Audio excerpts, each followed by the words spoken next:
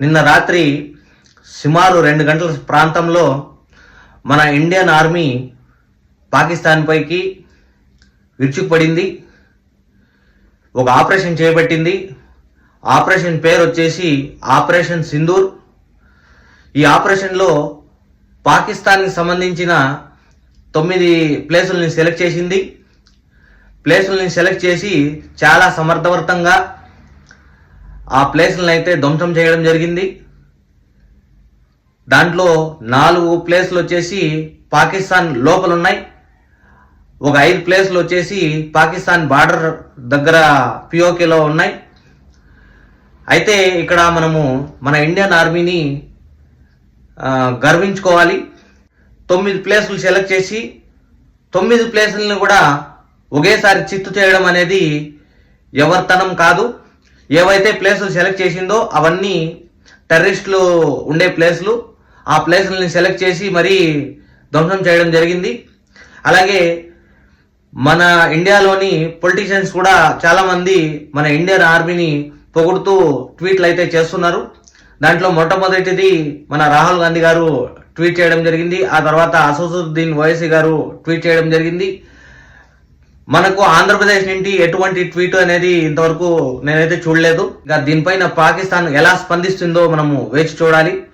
పాకిస్తాన్ స్పందనపైనే యుద్ధం జరుగుతుందా జరగదా అనేది ఆధారపడి ఉంటుంది.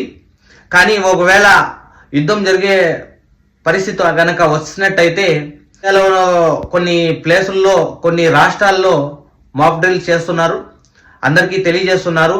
ఒకవేళ యుద్ధం జరిగితే బాంబ్స్ గనక దాడి జరిగితే మీరు ఏ విధంగా ఉండాలి అనేది కూడా వీళ్ళు చెప్పిస్తున్నారు. కొన్ని రాష్ట్రాల్లో కొన్ని జిల్లాల్లో మాక్ డ్రిల్స్ అనేది చేస్తున్నారు. అలాగే నేను ప్రజలందరినీ కోరుకునేది ఏమంటే మీరు చాలా జాగ్రత్తగా ఉండాలి. మీరు జాగ్రత్తగా ఉండి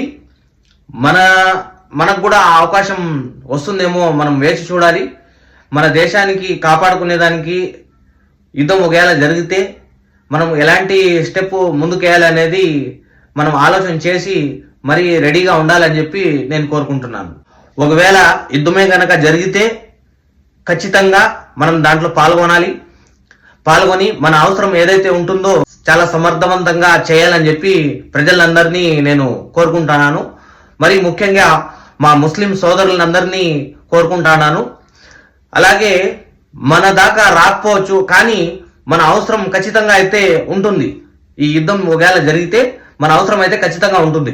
దేనివల్ల ఉంటుందంటే, ఒకటి మనము గన్నులు ఎత్తుకోనో బాంబులు ఎత్తుకోనో వేయాల్సిన అవసరం అయితే లేదు.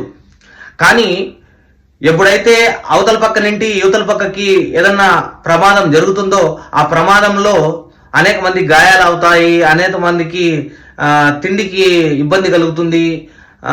అలాగే కొన్ని ఇబ్బందులు అయితే కలుగుతాయి.